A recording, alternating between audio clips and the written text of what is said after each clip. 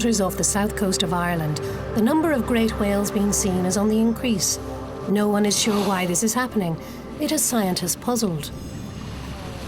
And for one marine biologist, the presence of the same humpback whale here 3 years running will lead to an extraordinary journey of discovery.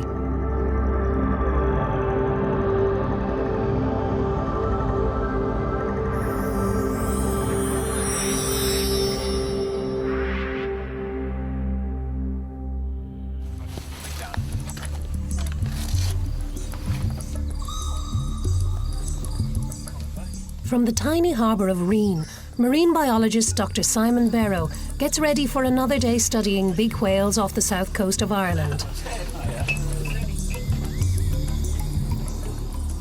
Simon is best known for his innovational research work on resident bottlenose dolphins in the Shannon estuary on Ireland's west coast.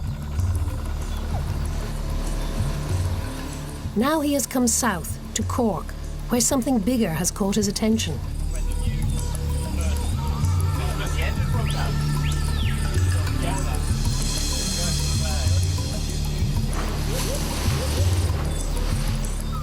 We're about 4 miles off Union Horn in West Cork, heading south, and it's an extraordinary place for whales and dolphins, a whole range of different species. Just literally a few miles off our coast, we typically see 4 or 5 different species of porpoises, dolphins and whales in a day.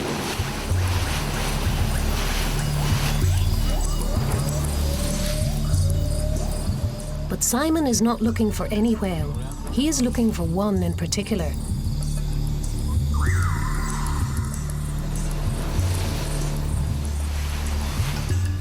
Typically, the big whales start arriving in Irish waters in February and are still present into winter. To help find the whales, Simon looks to fisherman turned whale watcher Colin Barnes. Colin has spent the best part of his working life fishing the waters off West Cork, and his knowledge of this marine environment is unrivaled. How long have you been seeing whales along this stretch of coast, Colin? 30 years. 30 years? As long as I've been fishing here. So all the There's time been you're whales fishing here. Wow. Yeah, they're here every year. And when did you start trying to find them to show people? Because it's very different when you're looking for whales to show rather than just casually when you're fishing. Well, not until 3 years ago when I bought this boat. So you've obviously got a great system to try and find these whales because you're phenomenally successful. Yeah, and they're not hard to find when they're in the area. I mean, their blows are so big and obvious.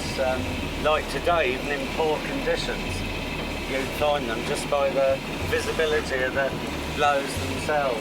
Yeah, but you seem to know where to look. Yeah, well, that's a large part of it too. That's from keeping records. That's just records over 30 years. 25 years or so. And I started keeping records when Greenpeace first began. One of the first things they did in conjunction with their anti-whaling campaign was they wanted a census of whales and dolphins around the British Isles. So they were sort of squawking for information like that. So I started keeping records. You use the sounder a lot. They're obviously the fish. Yeah, that's a big part of finding them. When you notice areas full of feed. Most species have a very characteristic size of shoal or depth of shoal, and that gives them away. Adult herrings always make a 20-metre depth shoal. Sprats make a 10-metre depth. They're very definitive like that. It's amazing. You've got a total picture of the seabed in your head, haven't you? Yeah, just by mapping it and fishing all over it. It's all laid out like your own garden after a while. You just know where everything is. Yeah. For Simon and his research team, using technology is a big part of their work. Oh, we down to 40 again, Killian. Yeah, 88. They also test what's in the water to see if conditions are right for feeding. First of all, we're doing TS bridge, which is a temperature and salinity profile, and that tells us the temperature of the surface at 5, 10, 15, 20 metres. And when it drops rapidly, that's often where you get high densities of plankton, and often this is where fish and then large fish-eating predators like whales and dolphins feed. We then tow a plankton net through this this profile. This is very, very fine mesh net that catches these tiny little copepods and small creatures that you can hardly see. We're also doing a fishing jigging to see is there any fish associating with this sampling station. Is the fish feeding in this plankton zone? We've also got a hydrophone to have a listen. Often dolphins especially, you can hear this whistle from dolphins, so we can pick that up from a few kilometres away. So we do an acoustic sample to see what we can hear, and we also do a bird count to see if there's any birds associating with this station. So we do a 360-degree spot count to see what birds are here at this present time. So by doing this, we're getting a profile of the whole food chain all the way through up to whales and dolphins. What they are after is photographs of whale flukes. The fluke is the underside of a whale's tail and is as unique as your fingerprint. But fluke photographs are hard to get.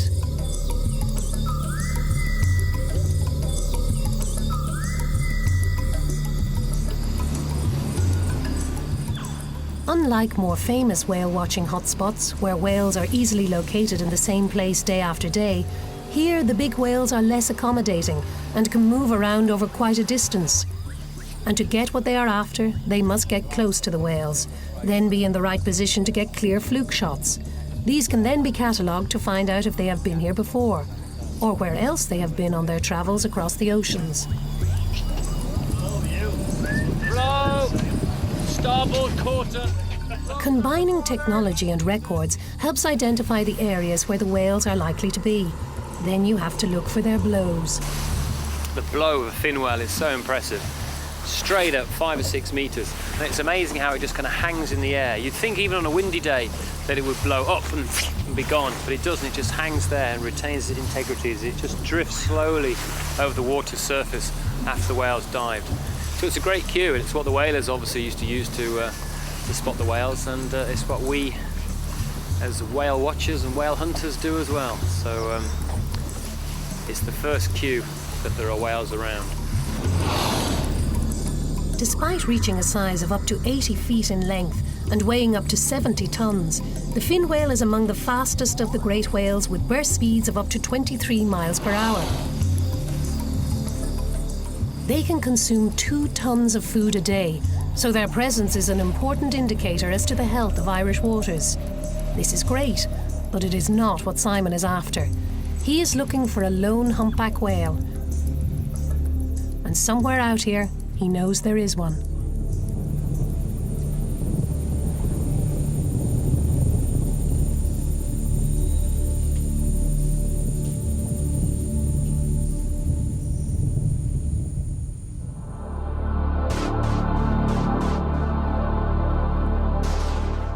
Looking for a lone humpback in all this water is not easy. Recorded sightings have placed this returning humpback as far as Cape Clear in the southwest and as far east as Waterford. This puts its potential range at around 2,500 square kilometres. With such a vast area to cover, finding the lone humpback requires luck as well as logistics. Even the support of spotter planes is no guarantee of success. Just 200 years ago, humpback whales could be found here in greater numbers. Today it is more difficult.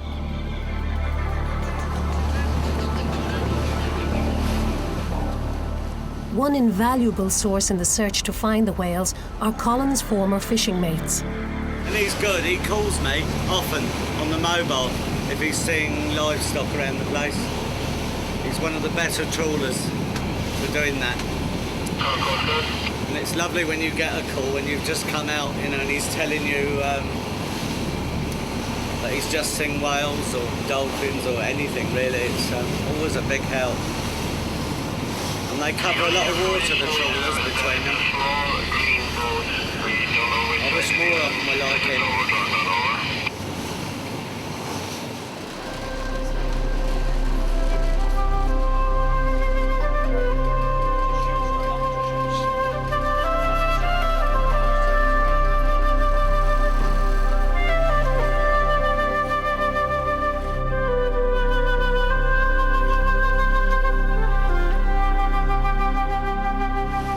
Eventually, a combination of technology, local knowledge and dogged determination is rewarded, and the rare humpback is sighted.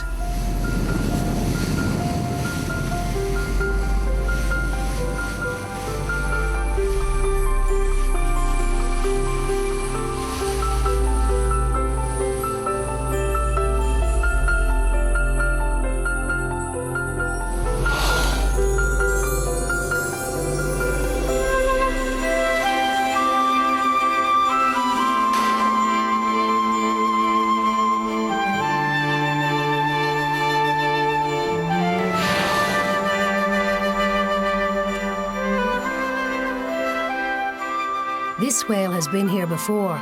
Indeed, he is something of a regular.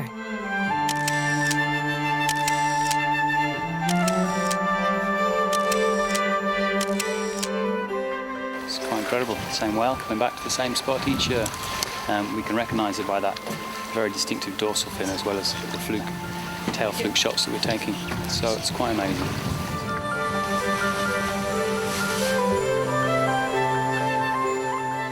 A rarity in other parts of the world, it is not unusual to see different species of whale together in Irish waters. In this case, minke and humpback feeding side by side.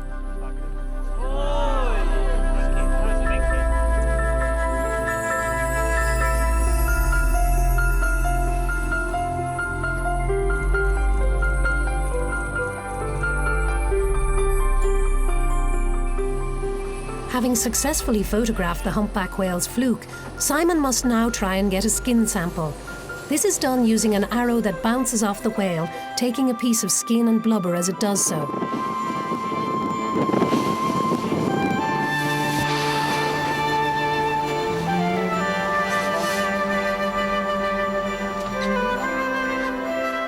The fluke photographs and skin sample will now be sent for analysis, and Berrow faces a tantalising wait for results. Evidence of a link between this humpback and other breeding grounds in the North Atlantic would be a major breakthrough.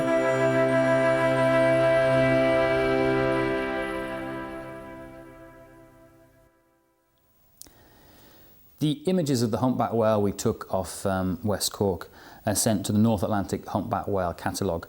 This is a catalogue of over 5,000 individual humpback whales photographed all over the North Atlantic. Now, most of these whales are photographed on feeding grounds off the US, Canada and Greenland, and over 90% of these individual whales are matched to the breeding ground in the Caribbean. So we've just heard back from the catalogue, and unfortunately there's no match, so they haven't got any pictures of this whale before. It hasn't been photographed. It's disappointing because we'd hoped to locate the breeding ground of this whale that we're seeing off the south coast of Ireland and learn a little bit more about it. There is one other known breeding ground for humpback whales in the North Atlantic, and that is off the Cape Verde Islands off West Africa. Given that we haven't got a match, and given where we are on this side of the Atlantic, I think the most likely place that this whale has come from is the Cape Verde Islands.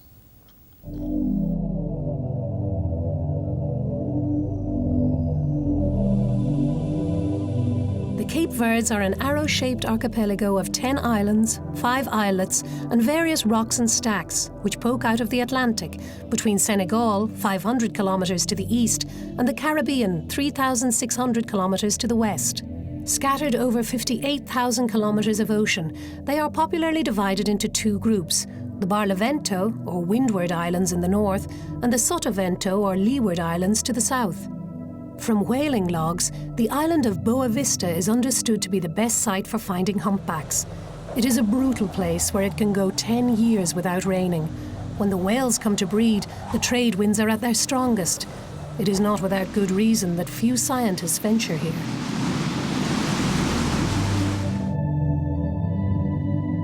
Undaunted, Simon assembles a team for the first ever Irish humpback whale research expedition. There is little enthusiasm for his quest in some scientific quarters, nor is financial backing easy to find.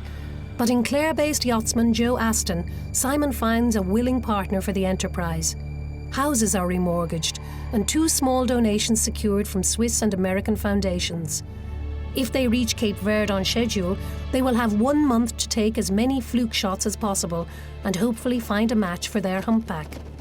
All concerned are aware that Cape Verde is a notoriously difficult environment to work in. This will be only the 4th humpback whale research team to venture there. But though daunting as the task ahead seems, and despite being desperately underfunded, the mood is positive as they leave Ireland behind.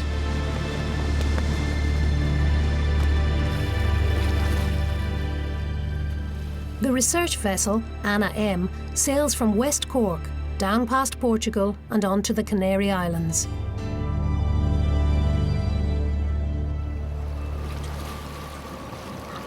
Here in the upmarket sailing resort of Puerto Morgan in Gran Canaria, they make their last port of call before the Cape Verde. Provisions and fresh crew are taken on board.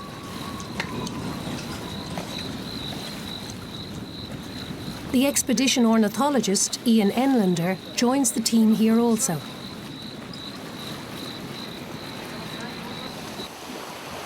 Aye, well, we're away, thank God. Bit of a goldfish bowl in there, an awful lot of people milling around. Nice place though, we got the business done. And thanks be to God, we're on our way to the Cape Verde again. Should get there in 5 or 6 days. And if it's like this all the way, it'll just be lovely.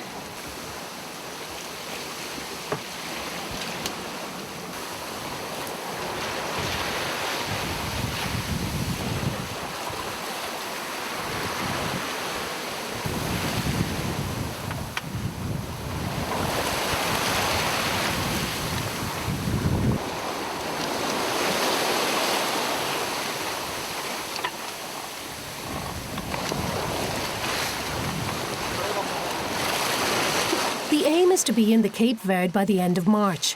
With fair winds and 7 days to make the passage, the mood aboard the Anna M is one of optimism. But then, the first hint of trouble.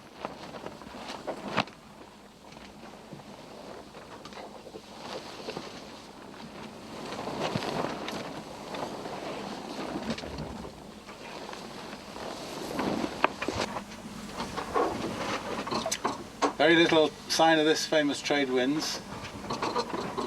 No, we had some good sailing since the Canaries, but the wind got very light today. We've 545 miles to go to the Cape Verde, so we'll just have to pray for some more wind. For 24 hours they wait. And then the trade winds pick up, and to the great relief of all, they are under sail once more.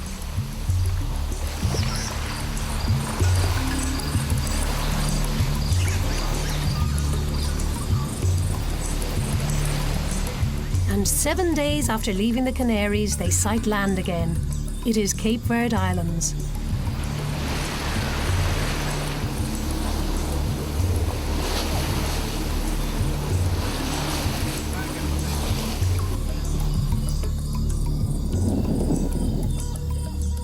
Sal is their first port of call. It is a dusty, brown, sun-baked island constantly buffeted by the trade winds. Little grows here. Despite the unforgiving climate, people in the coastal village Palmyra eke out an existence beneath the gaze of dormant volcanoes. If we head off first... It is nearing the end of March, and now the real work starts. Has their humpback come down from Ireland? And can they find him? They will have less than a month to try, so using the short time available in the best way possible will be crucial to their chances. This being the hot spot that we know of for humpbacks. 250 years ago, these seas were teeming with humpback whales. Today, only a handful remain. As they sail south from Sal towards Boa Vista, they are met by clear skies, calm seas and moderate winds. It is not what they had expected.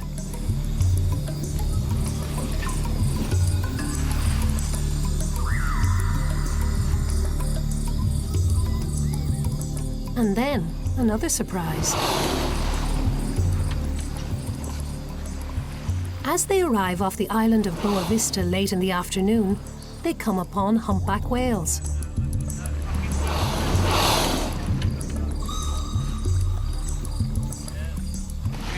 amongst maybe 6, 8, possibly more humpbacks, basically surrounded by them. Quite a few, 300 or 400 metres away, but the occasional ones within 50 metres. On the hydrophone we can hear singing all over the place. There's one just here.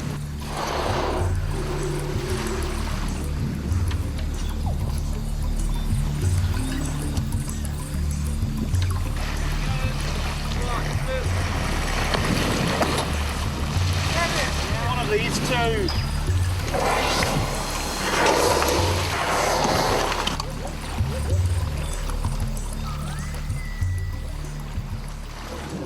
Wow, well here we are. We're 3 or 4 miles off Boa Vista, which is always reputed to be the prime site for humpbacks in Cape Verde. We've come down here hoping that this will be our best chance to see humpback whales, and all of a sudden Ian sees 2 blows off on the starboard bow.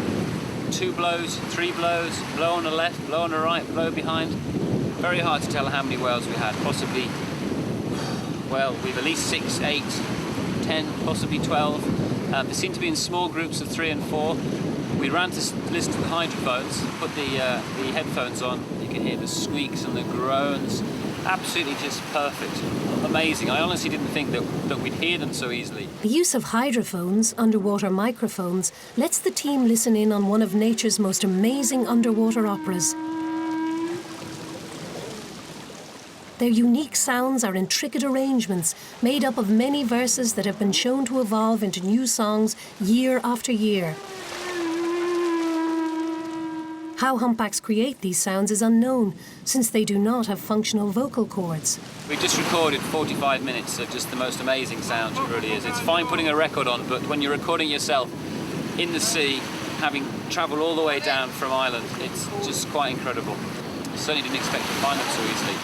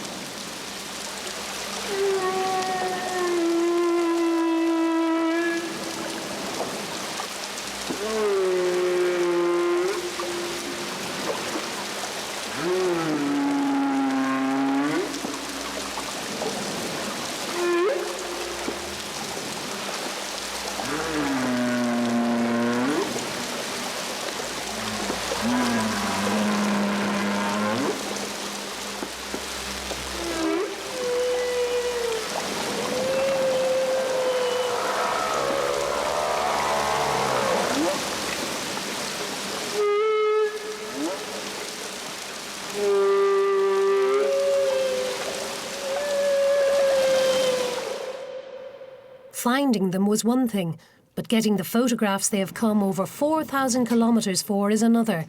Despite being among up to 12 whales, Simon fails to get a good fluke shot. It's the second morning out. We weighed anchor at 7 this morning. We spent 2 hours just trying to track down the blows we could see on the horizon, and lots of breaching, a lot of breaching on the horizon. Just come upon 2 humpbacks here. We've got fluke shots of both of them, a lot of black down the tail margin and white along the flukes. So that's fantastic, our first good fluke shots of humpbacks on this trip. Later in the day, he gets 4 more fluke shots.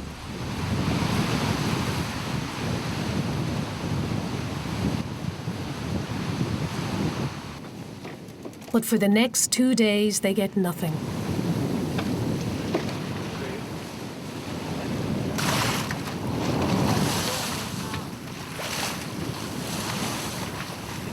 Despite getting really close on occasions, getting into the right position to get a good fluke shot is difficult. For Simon to get a usable fluke shot, he must be right behind the whale, and then it must fluke. That is, dive showing the underside of its tail.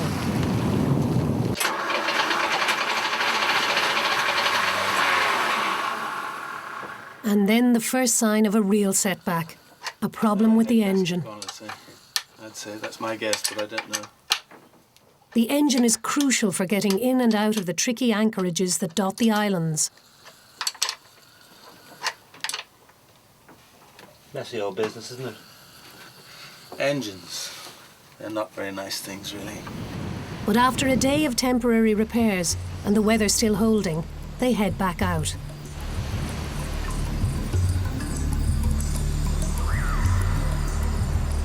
It's known from other parts of the world where humpback whales breed that they like the shallow waters in which to calve and also suckle their young for the first few months of life. So that's what we're doing now. We've come into this large bay, which is probably the most suitable bay on the whole of Boa Vista and one of the best sites in Cape Verde, to see if we can find mothers with calves born this year. And that would be very unusual because there's very few sightings of mothers and calves in Cape Verde, so this would be a real coup if we could find one.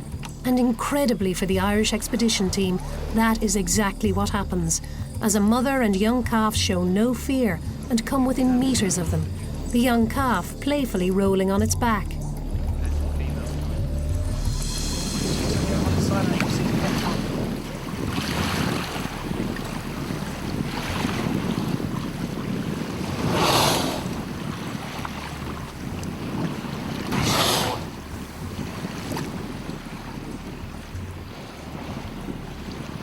We just got really close to a mother and a young calf. Hard to tell exactly how old it was, but it was very small, probably under 5 meters in length, possibly only a few weeks old. It's quite remarkable. The bay here at Boa Vista is really the only known site where humpback whales calves are seen regularly. And when I say regularly, we're talking about 1 or 2 a year. Humpback pregnancy lasts 10 to 12 months, with calves averaging 3,000 pounds at birth. Calves are weaned after 10 to 11 months, and if they make it, can live to about 50. This is obviously a really, really important place for humpback whales, and we've been very privileged to have such an encounter with a young calf. But on the shoreline, Simon sees causes for concern. Anywhere else in the world, a site like this, which is so important for a very small population of humpback whales, would be strictly protected. There would be probably exclusion zones where no boats or anybody is allowed anywhere near it. There would be codes of conduct and guidelines as well to try and minimise any impact. They would be really treated with kid gloves. And yet when you look on the shore, fringing the bay, there are new apartments and there's the structures of more apartments being built. So we do wonder, what is the effect of this increased activity on the lagoon? Will it degrade the quality of the water? Will it bring in jet skis, windsurfers, like is happening in other parts of the Cape Verdes? Only time will tell.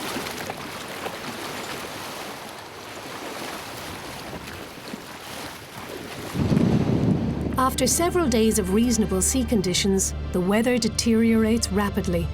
With the engine now undependable, the team decide to leave Boa Vista and make the 400-kilometre journey west to Mindelo on the island of São Vicente.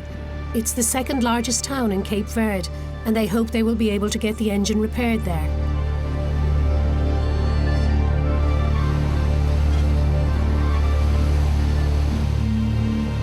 We're heading down the western side of San Nicolau and San Vicente.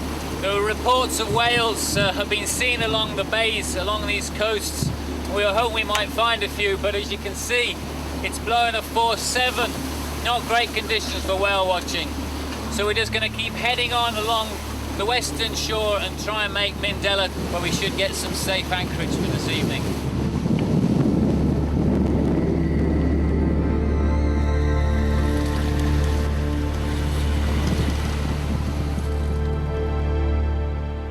After more than 30 hours at sea in force 7 winds and big swells, they arrive exhausted but safe into Mindelo under darkness. With a week gone, Simon has managed just 8 fluke shots.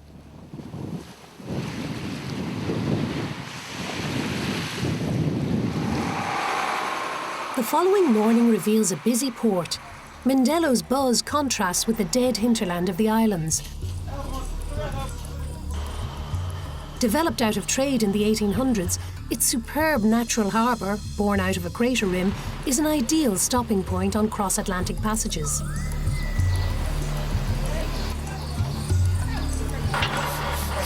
On the Anna M, Joe engages the expertise of local mechanic Umberto, and work begins to identify the problem with the engine.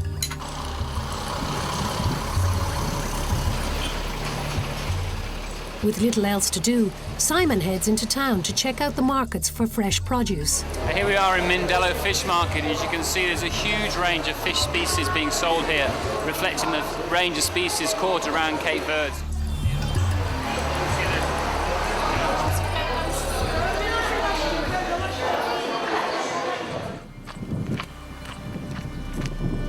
Just outside the town, expedition ornithologist Ian Enlander takes a trip to the Mindelo sewage works, a seemingly unlikely fueling stop for a range of migrating birds.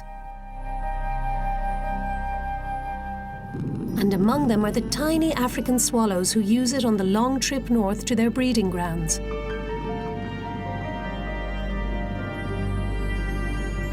These swallows will soon be seen nesting in farmyards along the west coast of Ireland.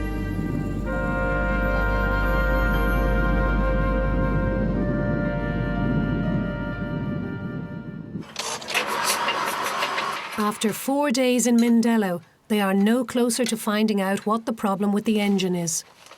I thought we were on our way again, but tried to start the engine there and something squirted out of somewhere it shouldn't be, so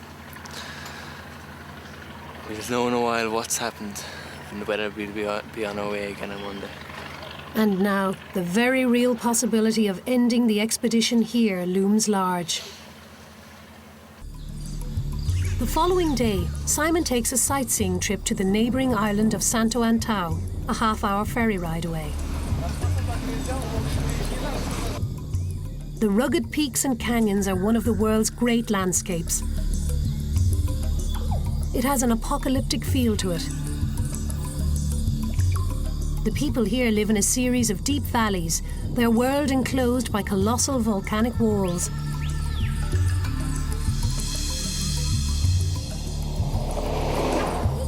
On the east coast of the island, Simon makes a surprising discovery. We've not been here more than 5 minutes and looked out, and lo and behold, there we've seen blows of humpback whales. We think we've got 2 adults and 1 with a calf, so we're hoping to go down to the pier now and see if we can get a fishing boat to take us out and get a closer look. Well, I've just been down to the harbour to ask the fisherman who's just come in if he'll take us out to the whales, and he did understand as soon as I said balinos, and he goes, pointed out, but he wasn't interested because he was saying about the boat being lifted up by the whales and that they keep their distance, so it doesn't seem that it's not, they don't understand us, and it's not that the money is an issue. It's purely that they are frightened of the whales. They're aware they're here and they keep well away from them. So I don't know if we might try another fisherman later on, but an old woman also understood what I was saying, and she kind of implied the same thing. So it doesn't seem like these fishermen are really into whale watching for the time being.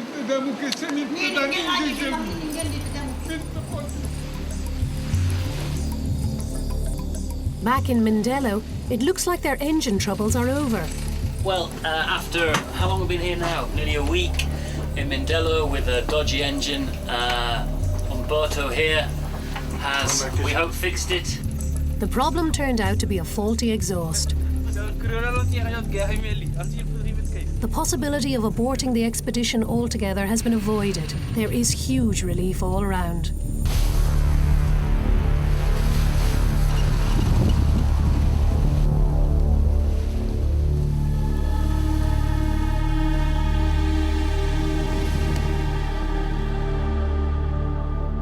When they return to Boa Vista, they must contend with strong winds and a huge swell, almost impossible conditions in which to try to find and photograph the whales.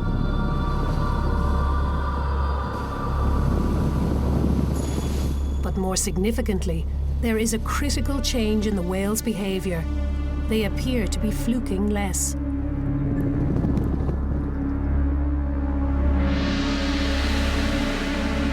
The long days are both physically and mentally sapping.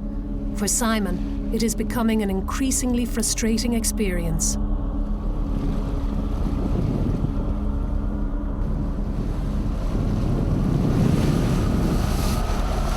It's so tantalising. We've been so close to whales now for the last 3 days, but just can't get close to photograph them.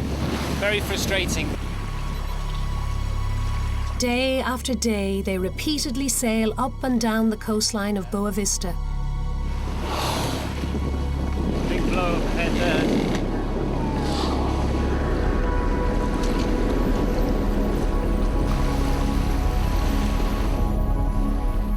They retrace their steps to where they first encountered the humpbacks, but to no avail. Time is running out.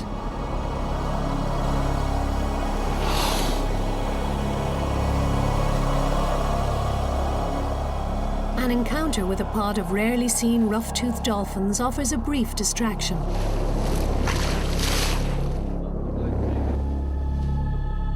On similar expeditions to more favourably climatic humpback breeding grounds, researchers will accumulate hundreds of fluke shots.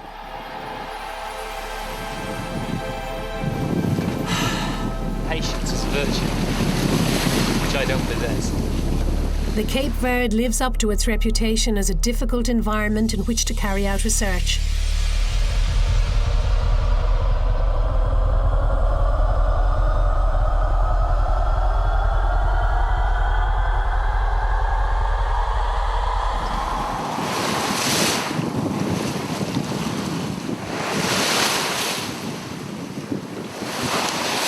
Sailing up and down all morning. See the breach on the horizon, and we're making progress to it now. It's flapping its pectoral fins and breaching like mad. So hopefully we'll get a photo opportunity here. With just 24 hours to go, the team's persistence yields a result. Well, we just got a good fluke shot. That's the best fluke shot we've got for nearly 3 weeks, 20 days. Just goes to show how difficult it is. The first 2 days we were here at this very site at Boa Vista, there were humpback whales everywhere. We got 3 or 4 good fluke shots within 2 days. We got lots of close encounters near the boat. But then, since then, it's been a real struggle. It's been a struggle against the weather. We've had strong winds, we've had a big swell. It's been a struggle against the whales themselves. Their behaviour seems to have changed. They've been very hard to approach. So it's just been a real battle. So it's great after 3 hard weeks of trying to get in the right position to get some fluke shots. We got some fluke shots. This whale was breaching. We got some pectoral slaps quite close to the boat as well. So that was great to see. So perseverance paid off after 3 weeks of trying to be in the right place at the right time. We've got one more piece of the jigsaw to look back at when we get back to Ireland.